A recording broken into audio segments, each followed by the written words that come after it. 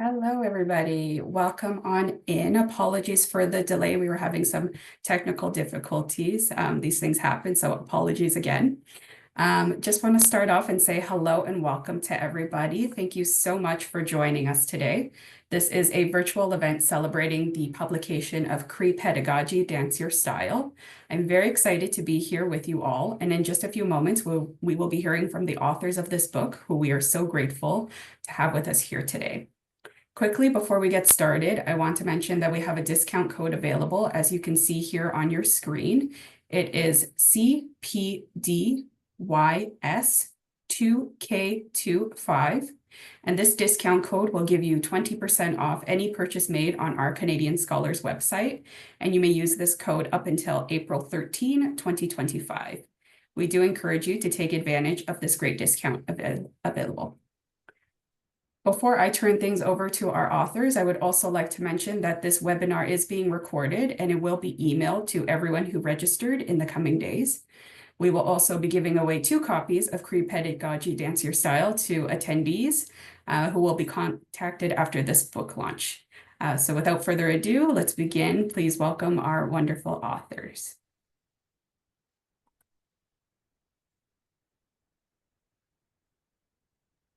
All right. Yeah. Good morning, everybody. Gakyo kita tamskat nan ni ko ay asami nagot kaya gisegao ay iwapahto ya sis iwenton mia asmi na ya gamam skuta mio mani hiogi ko ni hiomas na hion ni ko kaya kihti pa na kihte ko kagipi ya sitos ka gwa ko tini kan ko kagamimu ya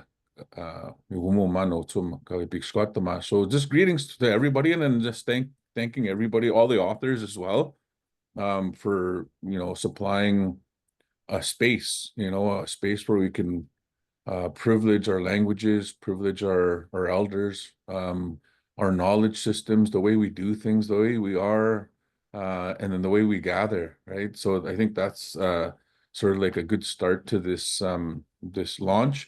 It's my first launch, so I'm feeling kind of excited about this, having a launch like this. And it was kind of, I know we wanted to do it a little sooner, but then it's just the way it is, right? It's going to happen, and it is happening. So wanted to quickly start off with a prayer song, and then and I was thinking, okay, so now this is kind of like when hanging out with the elders, there's so many different songs for different events, right? Different lodges, different places where you'll sing with a rattle. Sometimes you'll sing with a drum. Sometimes you'll have both of them. Sometimes, it'll be in the evening. Sometimes it'll be all night. Sometimes it'll be just during the day. So we're very gifted in song. That's one of the things. So I'm gonna open up, and I was trying to figure out, geez, I don't know what would be appropriate, but there's gonna be a full moon soon, right? And then when full moon happens, everyone kind of knows what happens, right? We kind of get a little bit of energy, a little bit of extra spunk at that time. But this is Mungo Itaskatin, just because like I have there's protocols to that, which means I won't sing the words. But what this song is it's giving acknowledgement to the sun when the sun is out, but then also giving acknowledgement when the moon is out, and their 2 roles as they do their work, and then how they look after us as well. Okay, so that's how we'll open this up. So you'll just join me in that in the celebration of song that we still have it, right? So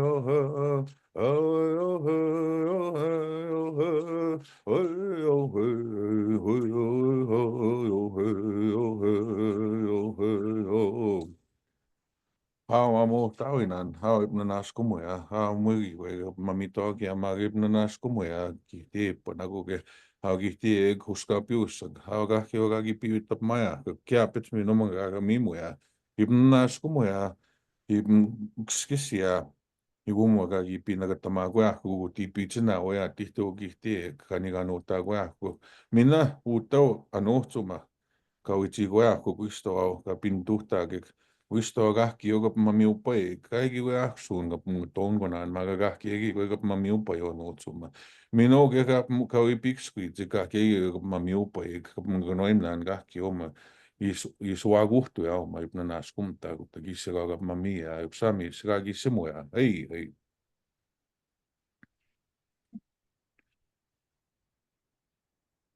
All right, oinigo. Ian, you done? Okay, Amaga. Yeah. Okay. So I guess I'll start my so I did a little PowerPoint and then we have a number of authors, of course, and I don't have, of all the things, I don't even have the book in front of me. So so I'm just gonna talk about like what that chapter has done and the other chapters that I got to look at as well, and how this collaboration happened. And then another thing that I want to mention before I go on to my PowerPoint on sort of like the work that I did was um I'm gonna say gone are the days in terms of like indigenous research where there's like a single author or a single researcher. That's so cool. That's so amazing. That's so how we've adapted. So collaborating, you'll see collaboration a lot in our research. And then I think in that way, when I'm thinking about it, we start leaning on each other. We start privileging sort of like if one elder had said this and then you cross-reference another elder, it's just amazing because they line up, right? Despite all the historical impacts, despite that we got separated by all these different policies and laws in Canada, we still have those pockets of knowledge. And then when we get together in ceremony or gatherings of any sort, that's where we sort of cross-reference and we remember how we're related. And that first thing is Cree country is like, are you related to this person? How are you? How is she or how are they? And that's how we do things. And we just update each other right away to make sure, if things are down a little bit, well, there's maybe you can supply a story or a song or a prayer. And if things are really going well, and then you can give thanks for that, right? And thanks for that well-being and thanks for that mental health that's in a good place. So it's very good, in terms of what I've learned from this process. So I'm gonna jump right in, and then now you're gonna have to let me know the time. All right, the time, because like there's so much, although it's like we condensed it, we really, really condensed, of course, all the chapters, but you have to give me a time. So just like who's going to be in charge of like saying 5 minutes, 10 minutes or whatever left? Anybody? I can do that for you, Kevin. Okay, thank you. Okay, because I'm just gonna put the PowerPoint on, so I'm not gonna be able to see sort of like that. Okay, that's enough of you. But I'm very happy that everybody logged in here, right? And for the ones um that took their time, or they could be anywhere else in the world, right? But they're here to really have a real keen interest in this. And then also this book launch, and hopefully a lot of schools, a lot of universities will order their books, right? So Wasaga Sunin Tigo. So that's what my name is. I was named by this one old guy named Pipi Kagitit, and he was from Chittick Lake area. Oh, what a wonderful old man. These are the ones that I just love to talk about and share any little chance I get. I'm sharing about the old people, and they're, I know nobody would ever want to be called old people, so I should stop doing that. Because I hate it. And I'm not old. So anyways, my Musum Panawa, this is how I was related to this guy, right? And then his words in the chapter that I was a part of was it was this it was a circle. It started out with a circle, and then Nimiso, Dr. Angelina Weenie, she proposed this, and she leaned, like, well, I guess she asked us, okay, what do you think of this research? Like, let's have a talking circle with these elders, because there's something special about that's happening here, you know? And I thought, okay, we can do that, you know, and this is very early on, very, very early on in terms of researching like this. Still didn't understand it, but I was like, okay, let's just do it. Let's try this. Like, and that mentorship is so important, that mentorship from faculty or staff that are senior.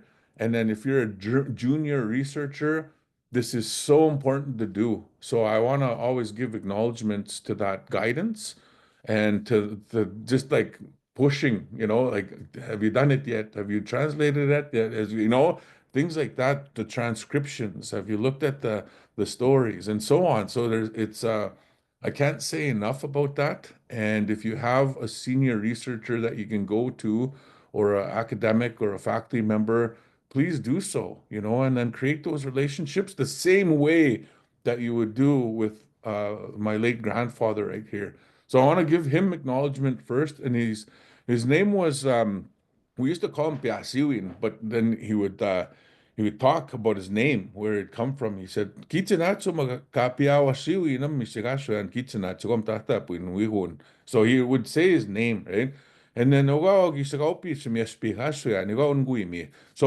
those type of teachings, just that little, it might be just a small little sentence, you think, but it's loaded up. He talked about his name, his full name, and then also how he's related, and then how he's related to I guess the universe, we could say, right? And then he would sing these songs, and then there was colors, there was like all these different things that he would add, and then I was privileged enough, and then when we first drove this guy around, like we'd be driving him around to horse dances, chicken dances, all sun dances, all over everything, and then he would tell us how to cut and how to measure and how to put these lodges, all these different lodges together, and and then that's why I really enjoyed his knowledge, because um, he had even as old as he was, right?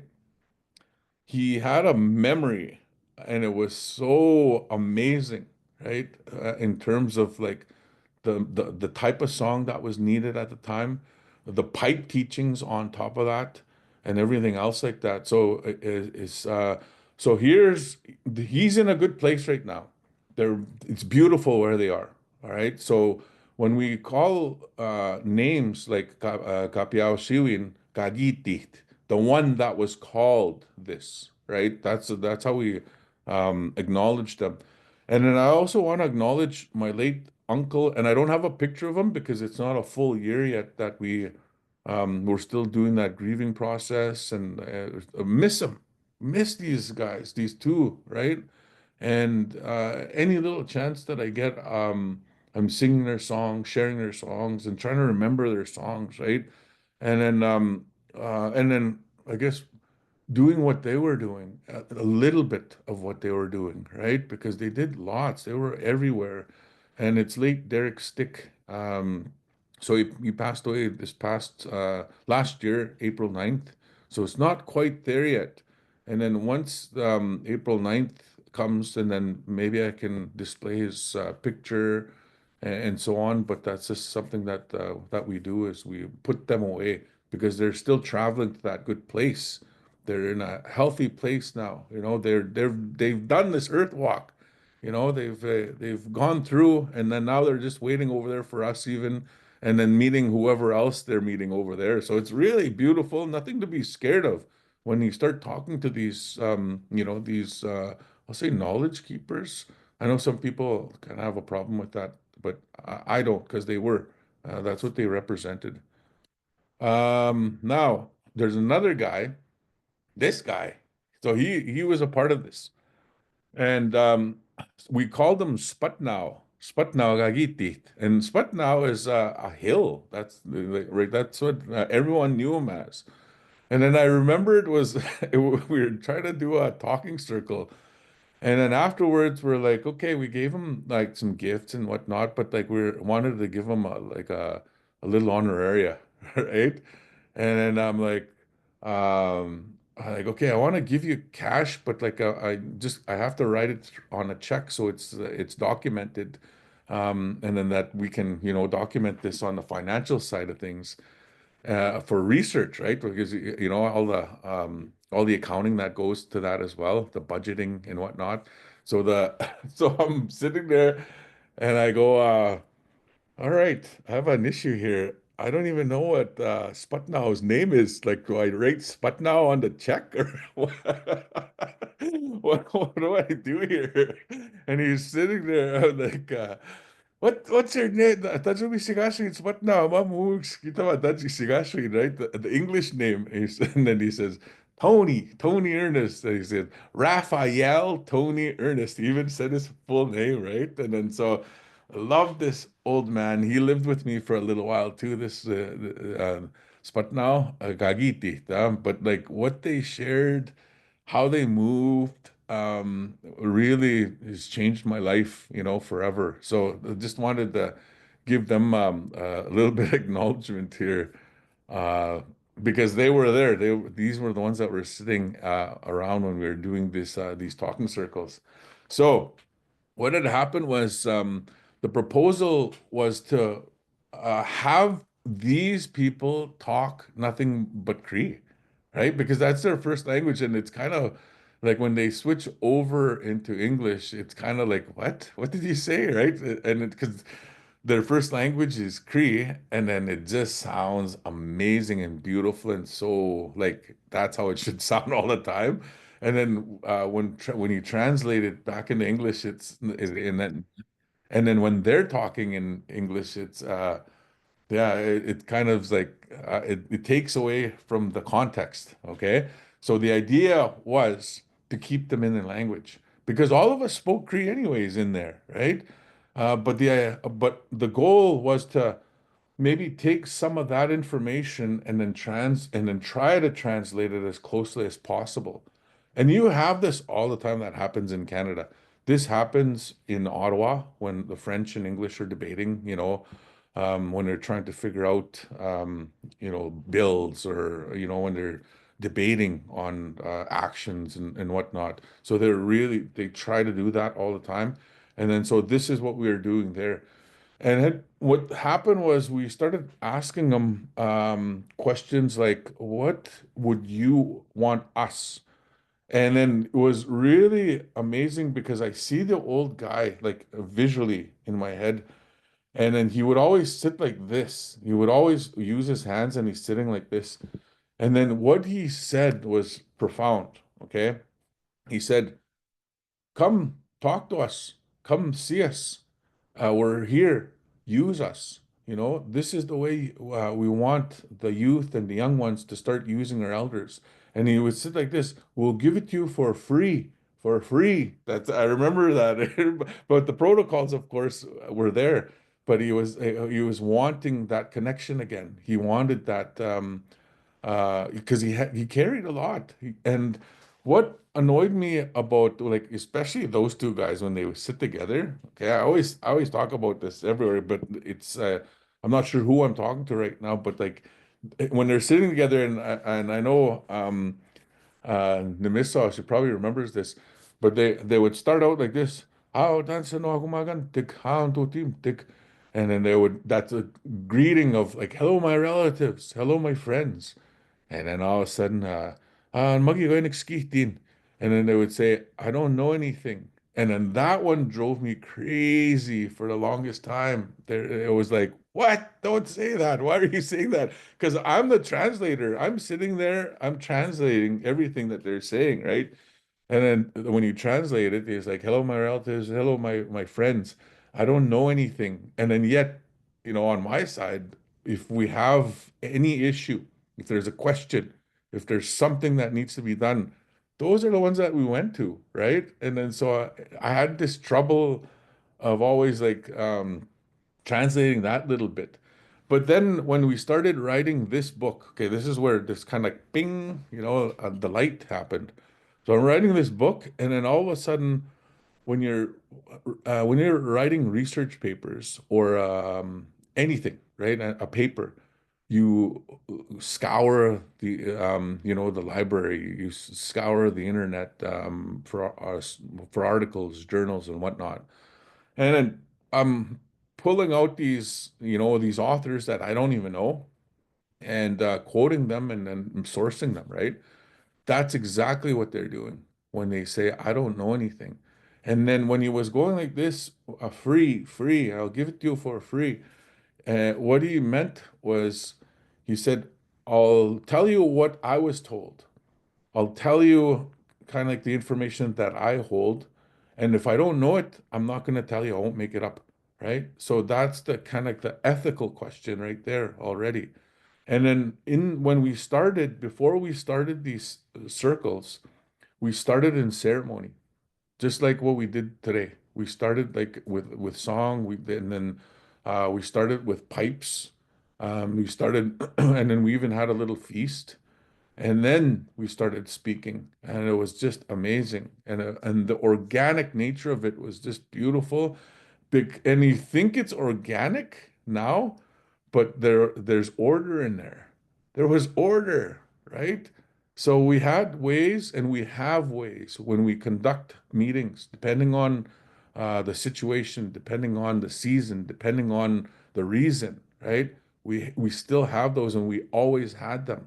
So there's a lot of organization in there that we had to relearn. And then with people like the old ladies that were there as well, and the old men that were there as well, those Skapiusak that were there as well, there was order in there. There was a pipe man in there. So there was all these different things that were being told about how to do these circles, which was beautiful. And then with that now, what he had said, I remember, was he at his age, grade 12 was a really high grade. Like if somebody had grade 12, that was like somebody that was super smart, right? And then here, knowing how long it takes to get a PhD or doctorate, right? It takes a long time. And then here we were working on our on that side, on that level, right? Graduate, and some were done, right? And so what he had saw was, and then he was pointing at sort of us now, being Indigenous researchers, being Indigenous people, understanding our languages, doing this way. He saw it as so beneficial for us in a way that we're capacity building, that we can learn the way of like our relatives, our cousins, and then the way we do things, and then sort of making that bridge. So that's the capacity building that was done there. It was beautiful, right? Um, when they spoke, when he spoke, there was a lot of like I don't know what you would call it, but it had to do with like the how we're related to Mother Earth, how we're related to the Creator, how we're related to the sun, how we're related to all these things that are around us, what they were praying for, how we started that. And then eventually they started telling us like we have to start eating better. We have to start eating the moose. We have to continue eating the fish, I should say, continue, I should say. But they were already starting to see this like disconnect. So I'll talk about Sputnow real quick because we were sitting there and these were like Moose Nose was there, We had like traditional foods. There was berries there. There was, it was muskeg and mint tea, like everything that was there. You just have to put in the work. So he came to our camp over there, and then boy, he was so mad. He was so like you can say he was distraught, right? And then so I had a little cabin there where he would stay, and then I'm visiting there, and he says, "Ah, I'm just gonna mo or no, what's us mo?" And then so I walk in there and it was a muskrat that he had, right? And I guess he got mad because he took that muskrat because we were trapping. And then spring muskrat is really good. Like it's just the time that you trap them and they're very good. And if nobody's ever tried it, like it's a food that you should try. So anyways, he takes it home, pre-prepared it, cooked it, and then he was gonna feed his wife at the time. And then she didn't want any, like I think she was off the Cold Lake, she was off the town, right? So but what he saw was he's like, geez, this my old lady, my wife didn't even want to eat good food, good meat, like because he was providing, right? As a man, he was providing these good foods. But I know they were just going to town, so she didn't even have time to have a meal. But then he was so mad, he brought that meal back to the camp, and then he was like, I don't know what's going on. Or I bet you she's gonna eat at McDonald's, she said. He said, hey. So I remember that food security when we were talking, that was a big thing. And then of course they wouldn't talk like food security and food sovereignty and sustainability, like not those words, but they say those in their stories. They say that in their narrative, right? And what they find that's important, right? So it's really good. Atayukyun, that's what we got there. Um, Now, before any of these two were up and I guess developed, uh, we had First Nation University of Canada had approached us because we were kind of trying to do things a little different that were, and this is that term where you call it culturally responsive curricula, right? It was things that the elders were saying in that circle that you read in that chapter. It was things that they found important that we should be teaching, from the land, that we shouldn't be just in four walls, but like we have such beautiful lakes, beautiful, like we're up in a boreal forest. And I'm a real like Saskatchewan guy. I really love Saskatchewan. Okay, good. All right, good. And then so what we did was we launched we said yes to teaching teachers how to teach land-based programming. And this was about 2015 to now, eh? Okay, maybe it's a little further actually, because I think 2015 is actually when we registered as nonprofit. But it was this that we were showing. It was, and then Ganyasa culture camps sprung from this research that was happening there, and we were thinking, as a group, we thought, man, we have something pretty special here. We have the elders that are here. We have these university students that want to learn how to do this, and a lot of them, like a big rites of passage doing all this is like catching a fish. That's a huge rites of passage. And then if you do that with people from all over, they come and it's like, oh wow, like I'm actually cutting this fish. I might be butchering this, Kevin. I might be butchering this. And the elders are like, nope, don't worry. I like that fish. I love white fish, right? And then they're cutting it and they're learning and then they're cooking that meal and then they're eating that meal and they're enjoying that meal. There's something in there that happens, and that's just fish. You can do that with berries. You can do that with hide tanning. You can do that with all these different medicines that are there. So that started really playing with our hearts a little bit, and then we launched a land-based program, and it's an academy on land-based teachings based on this chapter. So people are always asking, like, what are you guys doing? What's this Ganyasik camp? What's this immersion school, Cree immersion? It's based on that chapter, right? And this book as well all the like Nimiso, Dr. Weenie's chapter, you know, everybody that's included in there, you know, they really pushed us, you know, and we wrote about it. So I'm very thankful to be given this this idea. But there's the students that showed up, right? And these are the ones that they're 17 showed up on that first day we launched it.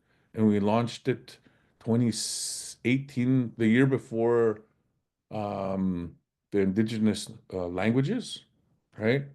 And then this model was based on sort of like what that elder was when he is saying free, free. All right. And again, I want to remind everybody, whoever thought of having it orange, brilliant, right? So whoever chose orange, because whenever I see this color of orange, it reminds me of this ceremony called chicken dance, kapiusumo. And this chicken dance, the orange cloth represents this beautiful one of our relatives named Nyanims. And this Nyanims started developing this beautiful child, and this is where we come from, right? So that's a little bit of the slides that I have, but I'm glad that to see everybody here. Please call stop sharing. And I'm listening in. I'm here. Good morning. I think that I am next. So let me just get going here.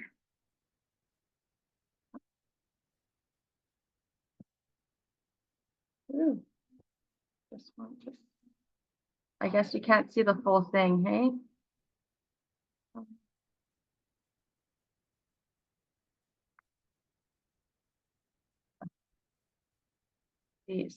The bar on the top is in the way. So I guess I might just need to start like this, Lena, unless you have recommendations on how to do this. I know I practiced it, but it's.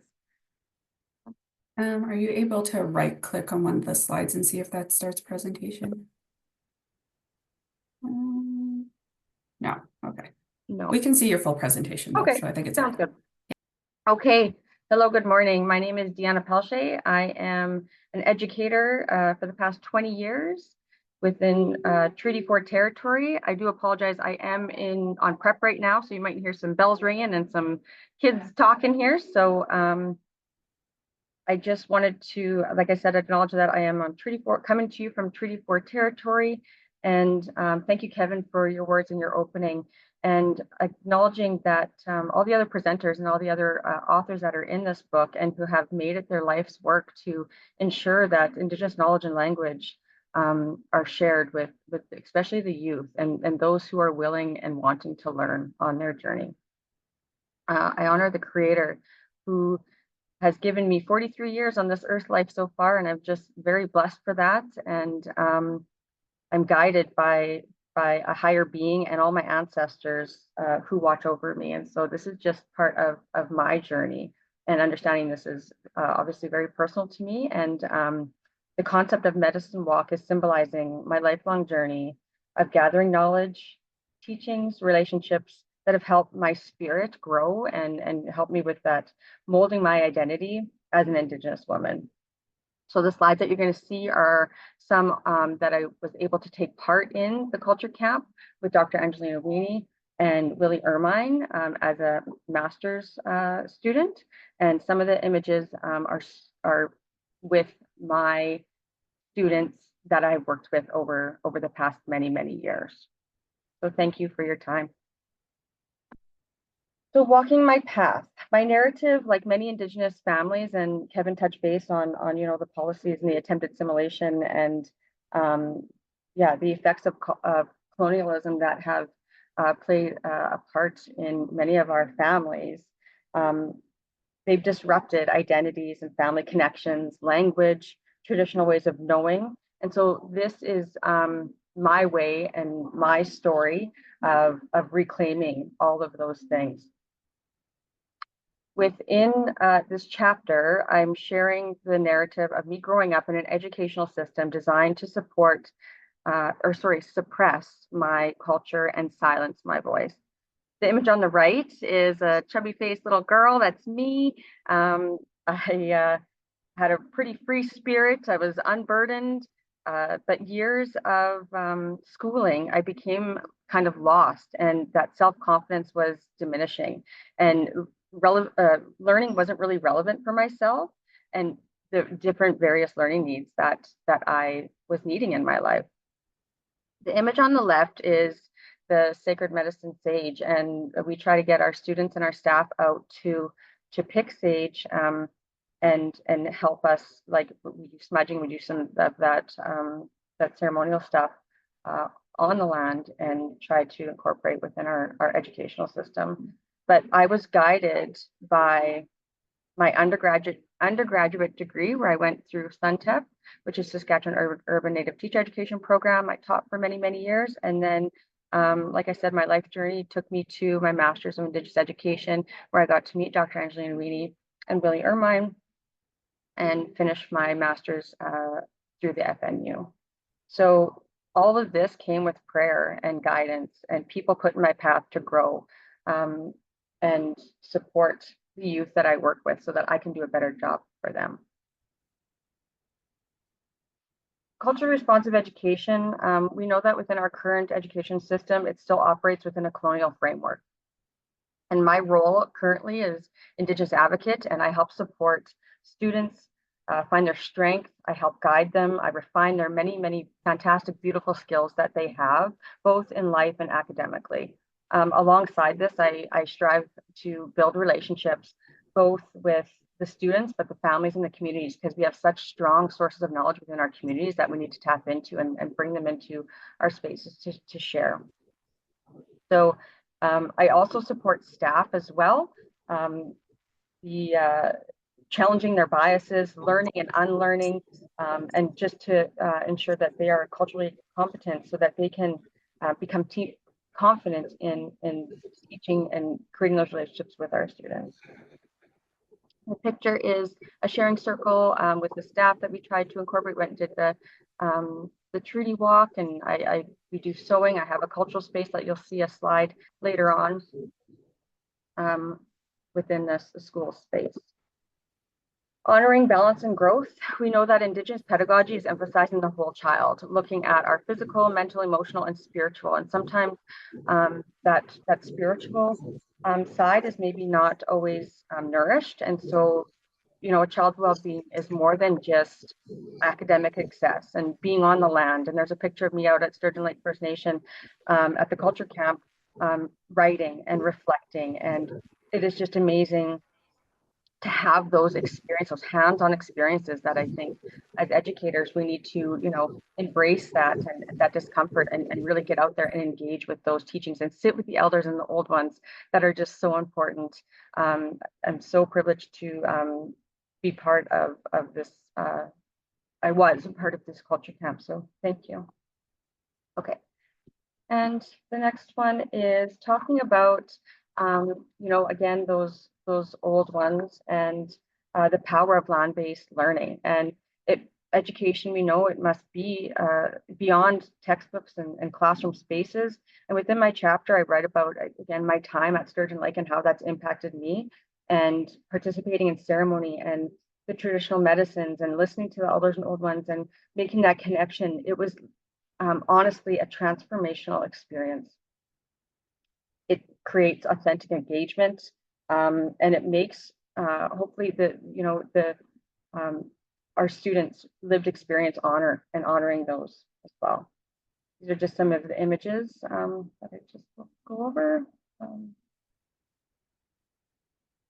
And this last quote: teaching is a gift intended to be uplifting, knowing that we have been given a purpose and a direction in our lives to teach. This quote from Dr. Angeline Weenie has always stuck by me, reminding me that all of my lived experiences, the ups and downs, the highs, the lows, all those good things and not so good things, have brought me to where I am today. And my love for the youth who I work with, and reminding that all of the things I've gone through, you know, I share those lived experience with those youth, and I say, like, this is, you can also you know, do fantastic, amazing things and finish high school and go get your master's. Just really believing them. Sorry about that. And the image is, this is the cultural space I was speaking about. It's just a youth, it's a space for our youth so that they can see their cultural teachings and their culture and teachings in a school context. So we try to lift one another up and taking as many opportunities as we can to get the students on the land to reclaim their identity and the pride in who they are so that they can build that self-confidence. So just always continuing to try to dismantle the colonial barriers and the various knowledge systems that Kevin was speaking about can hopefully exist in harmony one day. And I thank you so much for your time today, and thank you for listening. Hi. I believe next Jeff is up.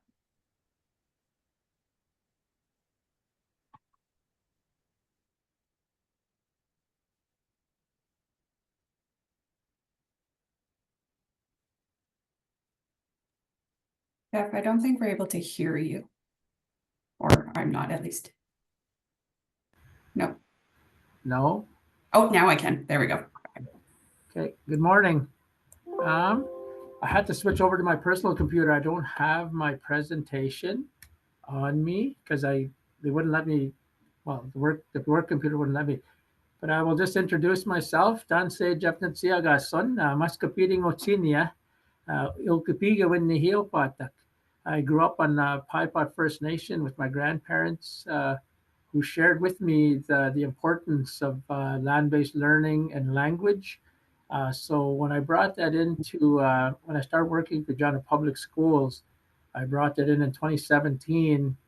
I had this idea of working alongside with Angelina Weenie, Calvin Reset, Willie Ermine, and I found that Regina Public did not have a land-based language program at the time. And so I got the idea to present it and start it in small bits. I just started doing it on my own. And now we have two successful programs in Regina, Kiskin Hamatawin and Maskosuinaskik. One's our high school one and one's our elementary school one. And so that was my passion to be able to do these things, to start to share, get these children to learn their identities. We take them out monthly to various various reserves, various different places. We have guest speakers come in. We have language speakers come in. And I just proudly to say that we're going to be looking at developing a land-based language program within one of our elementary schools here in the next couple of years. So that was my passion. That was my work to be able to do these things. And just working alongside all the scholars such as yourselves, being able to share these experiences and knowing that the people who are behind me share the same passion that I have regarding language and land-based learning. We always say, think outside the box. There was a quote on my presentation that from the Indian Control of Indian Education, but I can't find it, so I do apologize. I use that quote all the time. Unless the child find, I can't remember how it goes, but you'll know what I'm talking about. So that's kind of my starting point. Unless a child, if I had that quote, I would share it, but I don't have the quote with me. And then so I follow all these things, and successfully we're looking at developing a elementary school program here. And I'm really honored to hear what Kevin Lewis had said. I heard some of his ideas. So that's pretty much my presentation, and being able to, sorry, I don't have my, it's on my work laptop. I had to switch to my personal laptop. But I'm very passionate about education, about land-based learning, about language. So that is basically what I have for you. So Thanks so much for that, Jeff. Just want to give everyone a heads up that we have about 15 minutes left before we move on to the next presentation. So just a heads up for everyone to know. Thanks.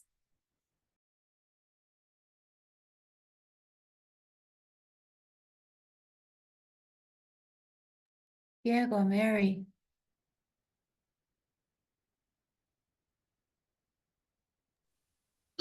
Okay, I'm hoping everybody can see me. Just nod your head if you can. And I'm going to try and share my screen. Okay, let's see.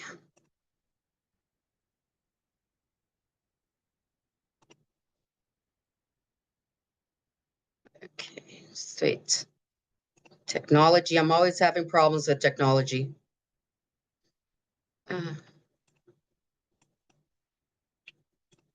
Okay.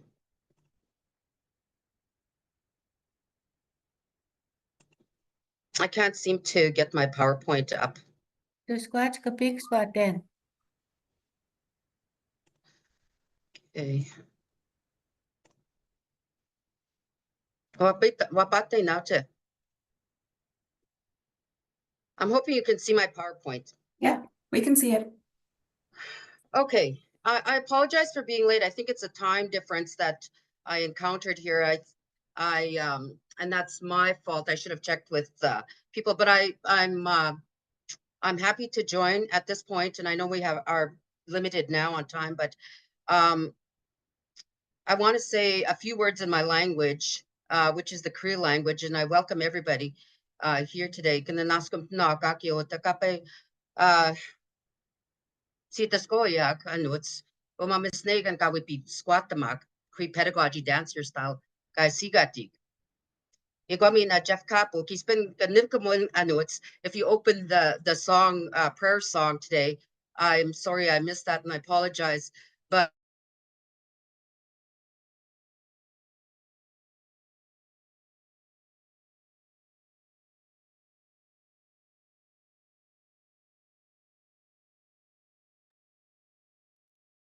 I think Mary might be frozen.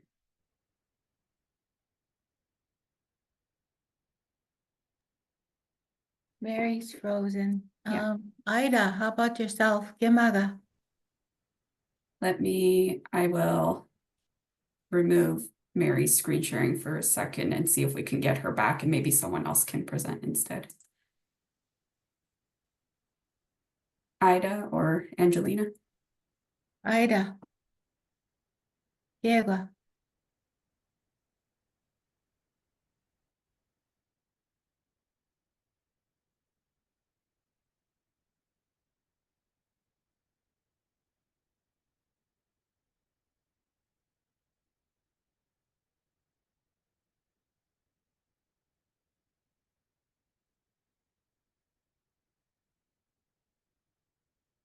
Did you see it? Yes. Okay. Good morning. I'm Ida Swan. I come to you from Prince Albert, Saskatchewan, Treaty 6 territory, home of the Cree, Nakota, and homeland of the Métis. The section I will be talking about is on chapter 3 of the book, Traditional Northern Perspective on Knowledge, Language, Land, and Culture. Excuse me. Yugoseo ta no tawipan apsisun ni to anista matita no timun at iskisin no tawipan no sumpan mati so mai atmustawat Yugosima nai iwa waskana pichik idan to tawa chiki atimodet. Well, it's my late father. And he told me a story about his grandfather who raised him in Sandy Narrows. This is the picture of Sandy Narrows. We just have a few cabins there, and on top of the hill where my dad used to live, that's where he was going up that hill, and he heard children laughing. And when he got closer and then went into the house, he noticed there was a whole lot of children sitting around his grandfather listening to him tell a story. So this is the basis of where I started on chapter 3. I wanted to take a look at some of the ways that our ancestors have passed on their knowledge to children. And in our particular family, storytelling has always been a big thing, the oral tradition. And since within Wok, at the rock Cree people, and we live amongst the rocks, and we grew up with oral tradition. And the two types that I'm just going to work with is Atadogivina, which is the traditional stories of our ancestors, and Achimuina are those that you would tell on a regular basis, like today, Achimuan. Tachimuna notes, Kistami Tachimuna. So that's the two areas that I worked with in this particular chapter. And Atadogivina is something that that happened, those stories that happened. I guess it's almost like before colonization. In other words, before we became influenced from other cultures, Atadogivina were those events that happened that created the world that we know. One of the things that I like to work with is Wagutuina. Wagutuina is the law of relations that was set by Wisagichak. And the reason is because Wisagichak always referred to everybody as a little brother or little sister. And that was the way everybody greeted him also. It didn't matter if it was a human or a plant or even a uchiwak. Even we called them uchiwak maggots. They even called them stisnan. They might ask questions. What's our brother up to? That kind of story. So what we're doing is a very, I guess we need it now as First Nations. We need to make sure we are connected to our family through the immediate family. We always want to make sure there's harmony in our family so we don't fall apart. And then we have our extended family. Like my grandson on the right-hand side with his cousins, and my children on the left, and grandchildren. The two teaching strategies I concentrated on were storytelling and talking circle. And the reason I did that is because storytelling, according to MacLeod, perpetuates Cree narrative memory. And that's really, we need to do that. We need to create that narrative memory for our children. Otherwise, you never really know where they come from, or they'll forget where they came from. The talking circle is in keeping with oral tradition because you're sitting with people, you're talking, you're telling, you're talking about your issues or things that you like, or things you don't like. But it's a teaching tool. It's a very good teaching tool. Children like this. Kindergarten really loved this. I've seen little kindergartners that sit there and they had their little hands on their over their mouth and we're waiting for their turn. They're learning how to get along with each other and create that harmony and build relationships. And this picture is myself and my late mother. We're just sitting overlooking the lake. This was our house. Unfortunately, I lost my mom, and the house burned last year, unfortunately. But at that time, things were going good. And so we're just sitting there reminiscing. So what we want students to know is to make connections with their roots.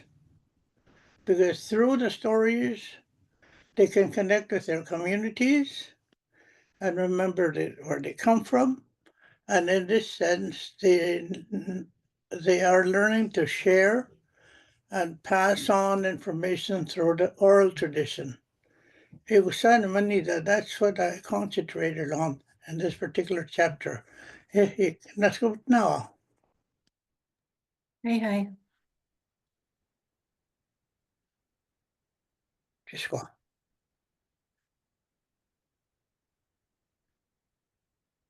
Okay, I think we lost Mary, but I'll do my presentation. Nigan na naskumon wakumaganak tutemak nisimis kakyota kapea big squat kape big squat take koma nehio watswin nehio big squawin. I thank my relatives, my friends, colleagues for sharing their stories and their lived experience in moving education forward so that, we are self-determining in all that we do. And the purpose of this book was to share these stories, these perspectives, these pedagogies, because, it's I don't know if it's alongside Western systems, but we need to make space for our knowledges. That was the purpose. And so I thank everybody for their work. And I also acknowledge Willie and his work. So I'm going to share the screen.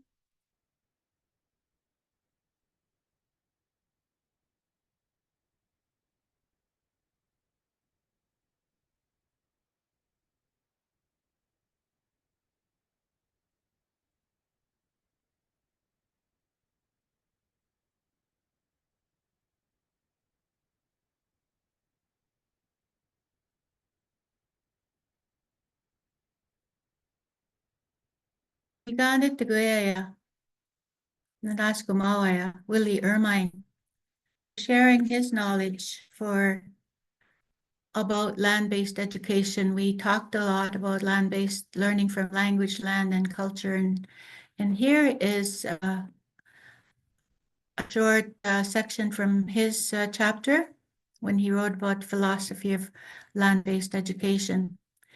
And he says, at the center of all things is spirit and energy, achakuin.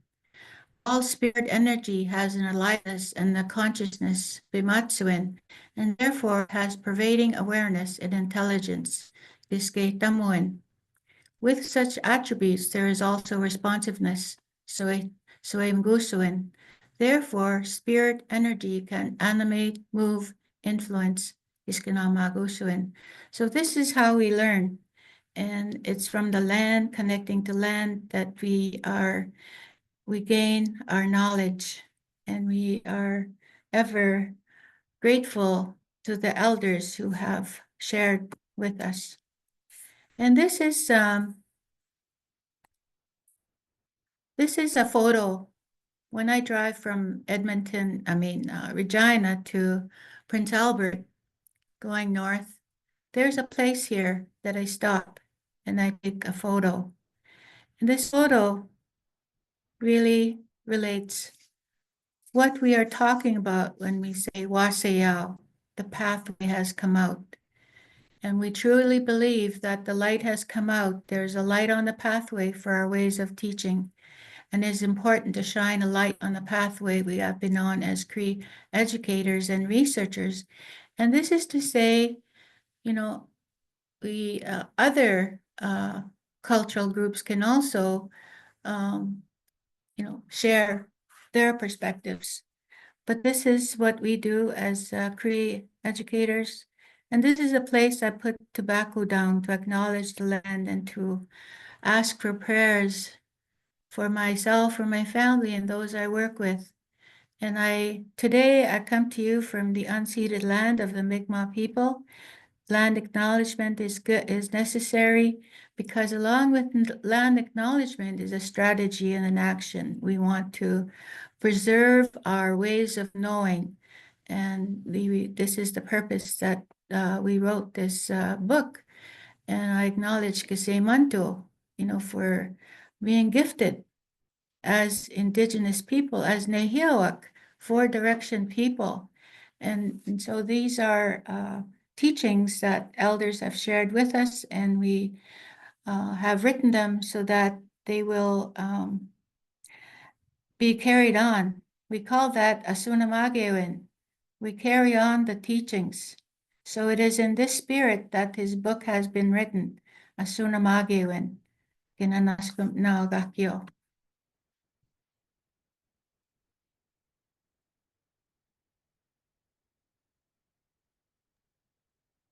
Thank you so much for that, Angelina. Deanna, I just want to double check in. Was there anyone doing the closing, or can we move on with that?